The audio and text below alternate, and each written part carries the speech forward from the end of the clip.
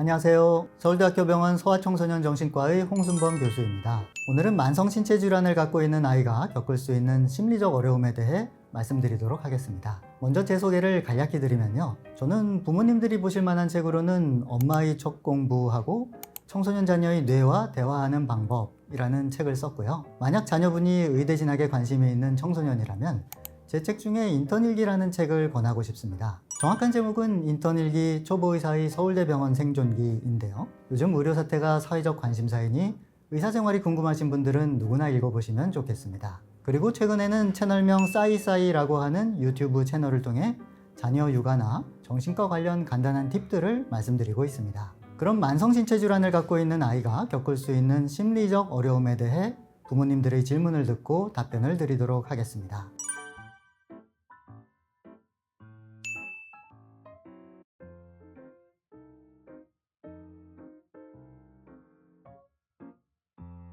물론 마음이라는 게 마치 1 더하기 1은 2가 되듯이 기계적으로 작동하는 건 아니죠. 그러니 만성신체 질환이 있는 아이는 심리적으로 꼭 이럴 것이다 하고 기계적으로 단정하는 건 조심해야 하고요. 어디까지나 각각의 아이에 대해 이야기를 들어보고 개별적으로 판단하는 자세가 중요합니다. 그건 어떤 사람을 대할 때나 마찬가지로 필요한 자세겠죠. 하지만 역으로 생각해보면 신체 질환이 없어도 여러 가지 이유로 마음이 힘든 아이들이 많잖아요. 그런데 신체 질환이 있다는 건 크게 힘든 일이 하나 추가되는 일이긴 하죠. 예를 들어 몸에 병이 없이 학교 생활을 하면서도 힘들어하는 아이들이 많은데, 만약 신체 질환으로 자주 병원에 입원해야 해서 학교 생활이 중간에 끊긴다거나, 공부하려고 하는데 통증 때문에 공부에 집중하기가 힘들다거나, 친구들과 어울리고 싶어도 친구들이 하는 활동에 건강 문제로 참여하기가 어렵다거나, 그러다 보면 열심히 해보려고 해도 나는 안 되는구나 하고 포기하는 마음이 들기가 쉽겠죠. 또 외모에 영향을 미치는 신체 질환이 있어서 자존감이 낮아지거나 사람 대하는 자신감이 없어지기도 하고요. 때로는 어릴 때 장기간 입원 치료를 받으면서 발달이 늦어지는 경우도 있죠.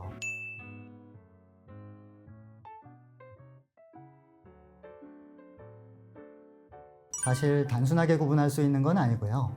똑같은 질환이라도 받아들이는 방식이 사람마다 다를 수 있고, 또 서로 다른 질환이라도 앞의 질문에서 말씀드린 것처럼 공통적인 부분이 있을 수 있는데요. 그래도 각 질환에 따라 상대적으로 조금 더 두드러지는 부분들을 짚어보자면, 당뇨병의 경우에는 우울증이 흔한 것 같고요. 우울하거나 무기력하고 의욕이 없는 거죠. 그리고 당뇨병이 있으면 관리를 해야 하잖아요. 주의해야 하는 음식도 있고 혈당 체크나 인슐린 투여 등도 필요하고요. 이런 일들이 친구들과 자유롭게 간식 사 먹으면서 어울리는데 방해가 되기도 하고, 또 청소년기에는 다른 아이들의 시선에 민감한데 친구들이 자기를 어떻게 생각할까 걱정하면서 사회성 발달에 지장을 주기도 하죠. 실제로 놀리거나 괴롭히는 아이가 있을 수도 있고요. 그러다 보면 혈당 관리를 잘 안 하게 될 수도 있고, 그로 인해 부모의 잔소리를 계속 듣거나 가족 간에 갈등이 생기기도 하죠. 뇌전증의 경우에는 특징적으로 집중이 잘 안 되고 산만한 아이들이 많습니다. 소위 ADHD가 동반되는 경우가 많죠. 그래서 뇌전증 약과 ADHD 약을 함께 복용하는 아이들도 있고요. 하지만 뇌전증이 있는 경우에는 ADHD 약 복용에 주의가 필요한데요. 그래도 함께 복용해서 도움을 받는 아이들이 많이 있습니다. 물론 우울증이나 불안증도 건강한 아이들보다 잘 생길 수 있고요. 특히 언제 뇌전증 증상이 발생할지 몰라서 외출하기가 두렵고 사회생활이 위축되기 쉽겠죠. 심장질환이 있는 아이들도 마찬가지인데요. 뇌전증의 경우에는 밖에서 증상이 발생할 경우 의식이 돌아왔을 때 느낄 당혹감, 창피함, 수치심 같은 게 걱정이라면, 심각한 심장질환이 있는 경우에는 잘 지내다가도 어느 순간 갑자기 생명에 위협이 생길지 모른다는 걱정을 할 수 있잖아요. 그런 미래에 대한 불안이 있다 보니 장기적인 목표를 가지고 어떤 일을 열심히 하는데 방해가 되는 것 같습니다. 그런데 먼 미래에 대한 불확실성뿐만 아니라 당장 평소에도 건강에 대한 자신감이 부족할 수 있죠. 실제로 피로감을 더 자주 느낄 수 있고, 그런 피로감을 느낄 때 내 심장이 이 정도 힘든 걸 감당할 수 있을까? 하는 걱정이 들면 전반적인 자신감이 부족해질 수 있을 거예요.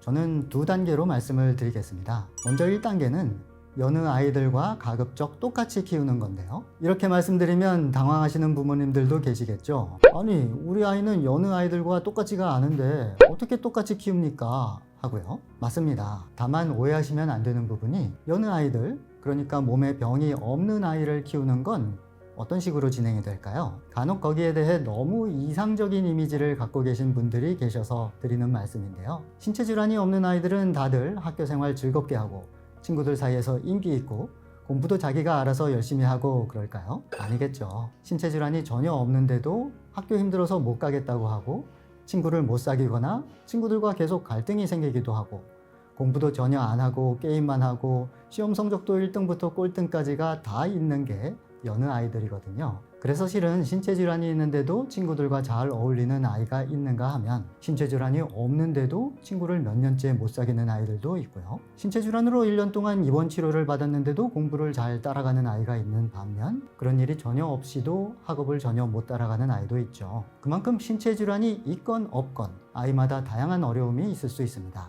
그래서 여느 아이들처럼 키운다는 건 여느 아이들처럼 완벽하게 키운다거나 여느 아이들처럼 쉽고 편하게 키운다거나 하는 말씀이 아니고요. 각각의 아이마다 가지고 있는 어려움과 문제점을 슬기롭게 해결해 나가면서 키운다는 말씀입니다. 이 부분은 모든 육아에서 공통이죠. 아주 간단하게 말씀드리면 우리 아이는 신체 질환이 있으니까 다른 아이들이 하는 건 무조건 못해 라는 마음은 경계하셔야 한다는 뜻에서 드리는 말씀입니다. 자, 그런데 아무래도 신체 질환이 있는 아이는 어려움이 더 많죠. 아이 입장에서도 부모님 입장에서도 어려움이 더 많은 건 사실입니다. 다 그런 건 아니어도 통상적으로 그렇죠. 그러니까 여느 아이들과 가급적 똑같이 키운다는 게 1단계 마음가짐이라면 제가 2단계까지 필요하다고 말씀드렸잖아요. 여느 아이들과 똑같이 할 수 없는 부분을 맞닥뜨렸을 때는 어떻게 해야 할까요? 그럴 때는 이거는 우리 아이가 다른 아이들과 똑같은 방식으로 하기는 어렵겠다. 그럼 우리 아이는 어떤 다른 방식으로 해볼까? 하고 고민하시는 게 2단계입니다. 바꿔 말하면 신체 질환이 있으니까 이건 안 해. 신체 질환이 있으니까 이건 절대 못 해. 이런 마음으로 자동적으로 바로 가시지는 마시라는 말씀입니다.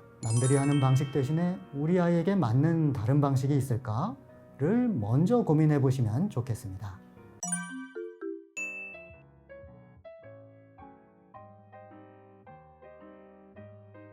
이렇게 되지 않기 위해서 아이가 할 수 있는 부분은 할 수 있도록 교육하고 처음부터 미리 다 포기하고 면제하시지는 마시라는 말씀을 드리는 겁니다. 어느 정도 나이가 되었다는 건 다른 말로 하면 현실을 알 나이가 되었다는 말씀이겠죠. 그렇다면 비록 마음 아프지만 현실을 정확히 알려주는 것도 필요합니다. 현실에서 만성질환 관리를 안 하는 건 어떻게 되는 거예요? 관리 안 하고 편하게 지내게 되는 게 아니죠. 그게 아니라 나중에 더 큰 고통을 겪게 되고 더 힘든 관리를 하게 된다는 의미인 경우가 많죠.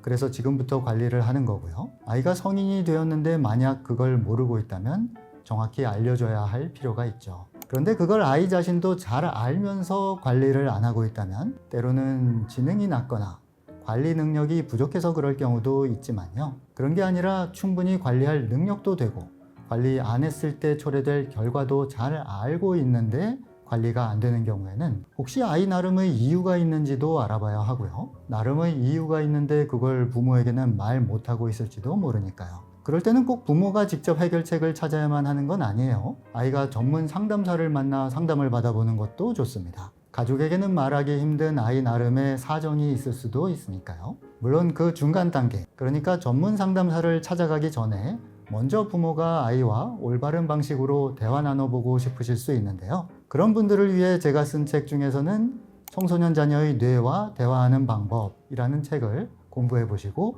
가정에서 실천해 보시면 좋겠습니다. 아이가 사춘기가 되면 부모가 아이를 대하는 방식도 달라져야 하고 사춘기나 청소년 자녀에게 맞는 대화법도 따로 있기 때문입니다. 그리고 만약 대화나 상담으로 해결되지 않는다. 그럼 혹시 우울증이 왔는지도 봐야 합니다. 아이가 우울증 치료를 받고 의욕이 올라오면서 다시 관리를 잘하게 되기도 해요.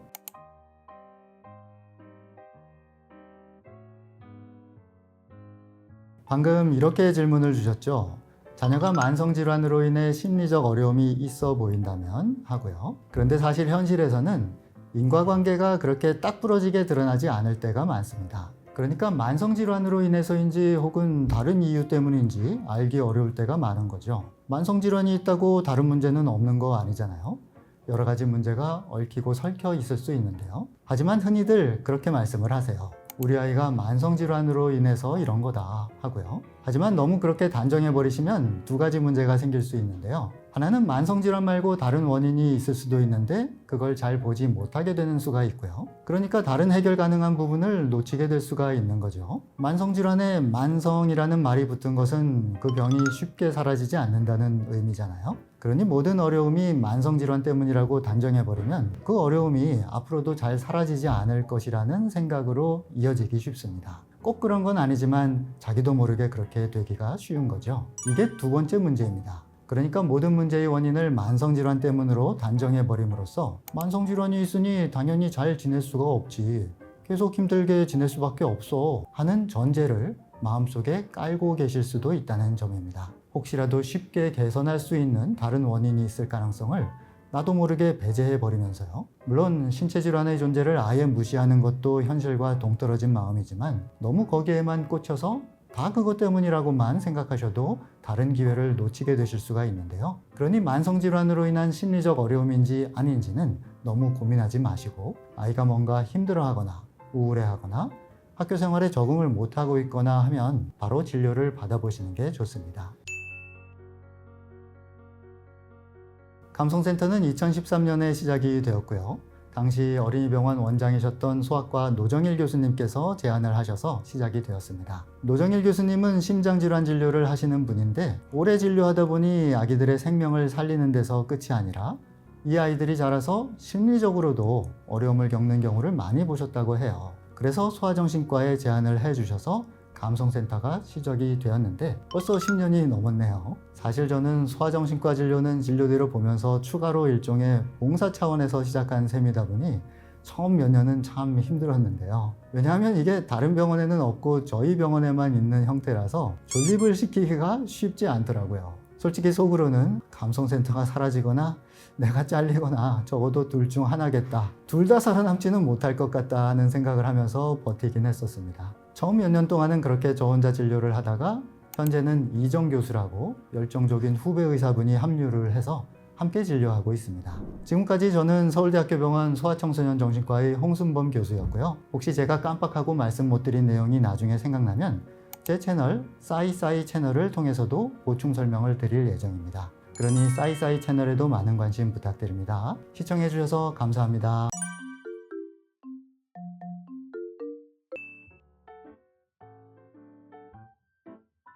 심리적으로는 엘리자베스 퀴블러 로스가 제시한 단계들과 비슷한 감정들이 이 경우에도 나타날 수 있고요. 처음에는 부정, 아닐 거야, 진단이 잘못되었을 거야, 심지어는 저 의사가 실력 없고 나쁜 사람이라서 저런 말을 하는 걸 거야, 말하자면 분노인데요. 이렇게까지 의료진을 미워하거나 비난하지는 않더라도 왜 우리 아이에게 이런 일이? 하면서 고민하고 화를 내고 누군가를 탓하거나 운명을 원망하게 되기도 하고요. 그리고 협상, 내가 이렇게 노력하면 아이의 병이 사라지지 않을까? 혹은 아이가 다시 건강해지면 남은 인생을 어떻게 살겠습니다, 같은 마음을 갖는 거죠. 그런 다음에는 우울, 그러고 나서 현실을 받아들이는 수용. 물론 각 단계가 반드시 이 순서대로 나타나는 건 아니지만요. 이런 심리적 반응들이 사람마다 다른 방식으로 나올 수가 있죠. 여기에 제가 좀 덧붙이면 부모 입장에서는 죄책감을 느끼는 경우가 많죠. 사실 현실적으로는 부모가 어떻게 막을 방법이 없이 아이에게 병이 생긴 경우가 많은데요. 그래도 거기에 대해 부모는 내가 뭔가 잘못해서 저렇게 되었을까? 내가 더 현명했으면 미리 막을 수 있었던 건 아닐까? 하고 죄책감을 느끼는 경우가 많습니다. 그리고 아무래도 만성질환이니까 장기간 치료하고 관리하다 보면 지칠 수가 있죠. 소진 혹은 번아웃이 올 수가 있고요. 그 과정에서 사회적 고립감을 느끼는 경우도 많더라고요. 만성질환이 있는 가정에서 어떤 어려움을 겪는지 다른 사람들은 잘 이해하지 못하니까요. 그러니 밖에 나가 사람들을 만나면 뭔가 겉도는 것 같고 공감의 벽이 느껴지고 마치 딴 세상에서 사는 듯한 느낌이 들 수 있습니다. 사실 저는 의사로 살면서도 그런 느낌이 들 때가 있는데요. 그런 마음이 저의 인턴 일기라는 책에도 나와 있습니다. 그리고 만성질환이 있는 가정에서는 경제적인 어려움도 중요한 부분이죠. 치료비 부담으로 인한 경제적 어려움도 있고요. 또 아픈 아이를 돌보려면 다른 일을 줄이거나 직장을 그만둬야 할 수 있잖아요.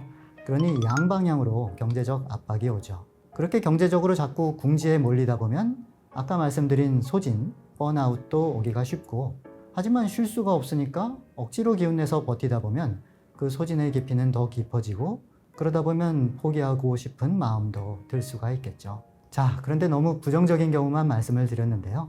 연구에 따르면 자녀가 만성질환이 있을 때 일부 가정에서는 부모 사이가 더 돈독해지는 경우도 있다고 합니다. 저도 그런 경우를 자주 보는데요. 서로 슬기롭게 협력해서 어려움을 극복해 나가다 보니 생기는 일종의 전우애가 아닐까 싶습니다. 이처럼 사람마다 그리고 각 가정마다 다양한 경우가 있는데요.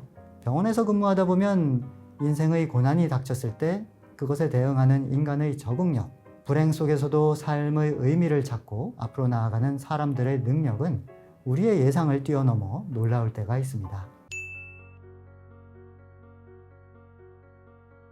과거에는 그런 부모님들이 자주 계셨어요.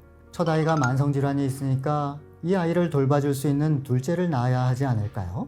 한 20년 전에는 이런 질문을 많이 들었던 것 같은데요. 요즘에는 별로 없는 것 같아요. 그만큼 자녀에게 너는 가족에게 얽매이지 말고 내 인생 즐겁게 살아라 하는 메시지를 많이 주시고 계신 거죠.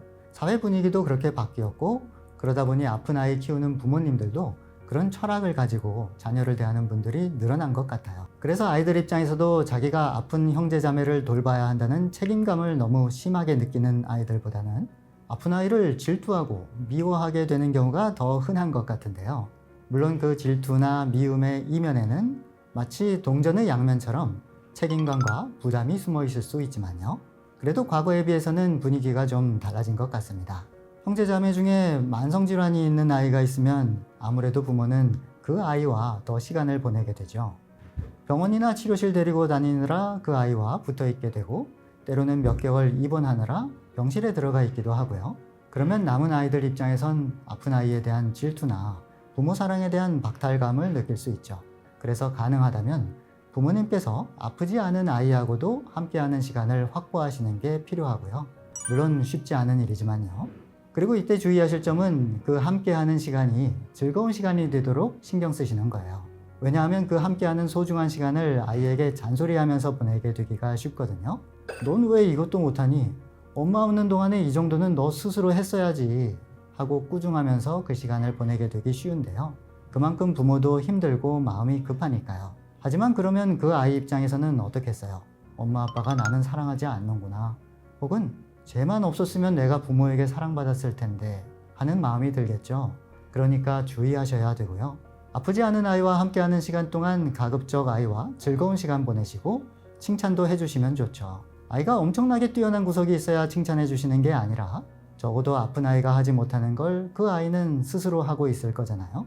그런 부분에 대해 고맙다는 말을 해주시는 게 좋죠. 아픈 아이가 듣지 않는 데서요. 물론 이때 또 조심하셔야 하는 건 이런 칭찬도 너무 지나치면 아이가 부담을 느낄 수 있잖아요. 엄마 아빠가 저렇게 고마워하는데 앞으로도 엄마 아빠 실망시키면 안 돼 하고요. 그러면 힘든 일이 있어도 말 못하고 너무 참을 수도 있으니까요. 그렇게 큰 부담은 느끼지 않을 만한 선에서 애정과 고마움을 표현해 주시면 좋죠. 그리고 역으로 아픈 아이를 대할 때도 그 아이가 스스로 할 수 있는 건 스스로 하도록 교육도 하셔야 해요. 물론 아이마다 아픈 정도가 다르니 일률적으로 말씀드릴 수는 없지만요. 하지만 아프니까 해야 할 일을 다 면제해주고 잘못을 저질러도 전혀 꾸중하지 않고 그러는 건 당사자의 미래를 위해서도 좋지 않고 그걸 보는 형제자매의 입장을 생각해도 좋지가 않겠죠.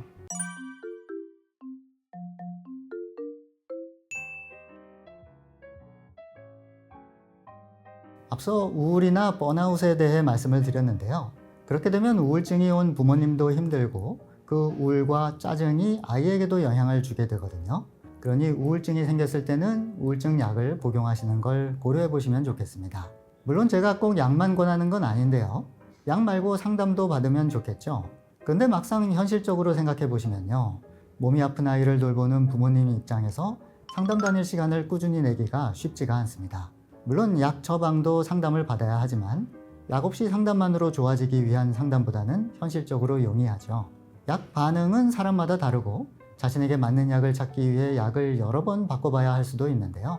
그래도 신체 질환이 있는 자녀를 키우는 부모님들이 우울증 약의 효과에 대해 대체로 하시는 말씀은요. 지금도 힘들긴 하지만 그래도 이제는 견딜만 해요. 내 힘든 걸 아이에게 쏟아붓지 않고 어느 정도 조절이 가능해져요. 같은 말씀을 하십니다.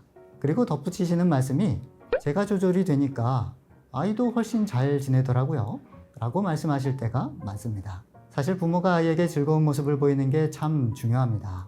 제 책 엄마의 첫 공부에도 나오는 내용인데요. 부모의 즐거운 모습이 아이에게는 여러 가지 중요한 메시지를 주게 됩니다. 그런데 부모가 항상 힘들고 불행한 모습 보이고 있으면 엄마 아빠가 나 때문에 저렇게 힘들구나. 나는 참 쓸모없는 존재구나. 나만 없으면 되는데. 이런 마음으로 가기가 쉽습니다. 그러니 부모님께서 도움이 필요하시면 적극적으로 그 도움을 구하시기 바랍니다. 어떤 부모님들은 내 아이가 아픈데 내가 무슨 도움을 구해? 무슨 염치로 내 마음 편해지는 치료를 받아? 하시는 경우가 있는데요. 말하자면 죄책감이 있으신 거죠. 나는 고통받아 마땅한 부모야 하는 식으로요. 하지만 부모가 자신의 마음을 돌보는 건 그게 본인을 위하는 것만이 아니고요. 무엇보다 아이를 위하는 길이기 때문에 필요합니다. 너무 많지만 이 자리에서는 이 책을 소개해 드릴까 싶습니다. 제목은 그날은 그렇게 왔다 이고요. 부제가 있는데요. 나는 중증장애아의 엄마입니다 라고 되어 있습니다. 어떤 책인지는 뒷표지를 읽어보면 알 수 있는데요. 생후 6개월의 원인불명의 병으로 중증장애아가 된 아이 젖먹이가 사춘기 나이가 될 때까지 13년간 계속된 엄마의 간병 기록입니다. 책을 읽어보시면 굉장히 읽기 쉬운 문장으로 쓰였습니다. 그러니까 가볍게 읽기 좋아요. 그런데 가볍게 몇 페이지 읽다 보면 눈물이 흐를 겁니다. 끝까지 다 보실 필요도 없어요. 아마 처음 몇 분 안에 눈물이 맺힐 거예요. 그러니 글이 아주 쉽게 읽히는데 펑펑 울 수 있는 책을 찾고 계시다면 추천합니다. 책 디자인도 귀여워서 갖고 다니시기도 좋고 선물하기에도 좋습니다. 제가 기억이 나는 분들은 너무 많지만 저 혼자만의 기억이 아니라 이렇게 우리 모두가 함께 기억할 수 있는 책도 있으니까 이 자리에서 소개를 드립니다. 제가 뭐라고 무슨 대단한 메시지를 드리겠어요. 세상에는 누가 보더라도 감당하기 힘든 고통이 있는 거고 거기에 대해 아무도 함부로 말할 수가 없죠. 그래서 그냥 저는 제 말씀을 드리면요. 어떻게 보면 이 세상의 수많은 고통들에 비해 참 하찮은 고통이지만 저도 청소년기와 청년 시절에는 이상하게 온갖 고민이 많은 사람이었는데요. 그러면서 죽음에 대한 생각도 많이 하고 죽고 싶다는 마음도 꽤 오랜 기간 가지고 살았죠. 사실 객관적인 여건으로 보면 전혀 그럴 이유가 없었는데요. 그냥 저희 타고난 성향이 그런 면이 있었던 것 같아요. 그런데 그때 했던 생각은 이거예요. 인생이란 일종의 여행이 아닌가? 말하자면 큰맘 먹고 떠난 해외여행 같은 거죠. 마치 유럽 여러 나라를 몇 주일 동안 여행하려고 떠난 것처럼 이 세상에 온 거예요. 그런데 처음 도착한 여행지에서의 경험이 마음에 안 든다? 내가 생각했던 것과 다르고 많이 힘들더라? 그렇다고 해서 나머지 일정을 포기하고 돌아오지는 않잖아요. 그 다음 여행지는 어떨지 알 수 없는 거고요. 설령 끝까지 다 돌아보고 나서도 별로 좋은 곳이 없었다 치더라도 유럽이라는 곳이 이렇구나 하고 경험하는 것 자체가 여행의 목적에 맞지 않겠는가? 쉽게 다시 올 수 있는 곳은 아니니까요. 그러니 기왕 여행 온 김에 끝까지 가보자. 이런 마음으로 살았던 것 같고 저에게는 그게 도움이 되었던 것 같습니다. 그리고 좀 더 살아보고 나서 살짝 덧붙이자면 시간이 지나니 정말로 좀 나아지는 때가 오기는 오는데요. 하지만 완전히 아무 문제가 없어지는 시기가 오지는 않으니까요. 그런 시기가 잠깐씩은 올 수 있는데 금방 또 새로운 문제가 찾아오곤 하는 거죠. 그걸 당연한 일로 여기고 그때그때 계속 대응해 나가는 게 인생이라는 걸 받아들이는 마음도 필요한 것 같고요. 그리고 그 과정에서 소소한 즐거움, 소소한 보람의 순간들을 찾아 나가는 게 필요한 것 같더라고요. 주제넘게 그런 말씀을 드립니다. 그냥 제 개인적인 생각이니 너그럽게 들어주십시오. 지금까지 저는 서울대학교 병원 소아청소년정신과의 홍순범 교수였고요. 혹시 제가 깜빡하고 말씀 못 드린 내용이 나중에 생각나면 제 채널 싸이싸이 채널을 통해서도 보충 설명을 드릴 예정입니다. 그러니 싸이싸이 채널에도 많은 관심 부탁드립니다. 시청해 주셔서 감사합니다.